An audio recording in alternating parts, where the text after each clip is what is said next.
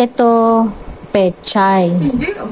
Carrots, celery. Lagyan ko to spring onion din. Tapos yan na yung giniling. Pepper. Hindi ka ba nababahala sa resignation letter na ipinasa mo? Lagyan ko naman ng liquid seasoning. Exactly. Ito na yung oyster sauce. Lahat na natin to.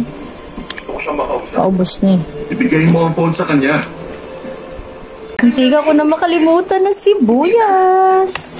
Ito na yung bawang last. Ito na yung itsura niya kapag hinalo.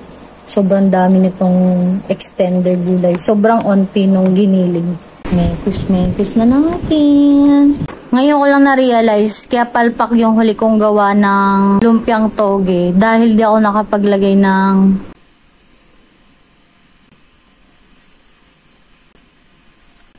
ilalagay ko siya dito sa parcel plastic. Ma-achieve ko na yung gusto kong mangyari sa kanya. Naisip ko, dapat mag-moist siya sa ref, sa ilalim ng freezer. Ito din.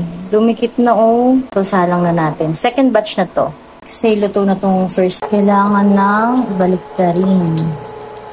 Ito na yung mga finished product na may tinatago sa likod.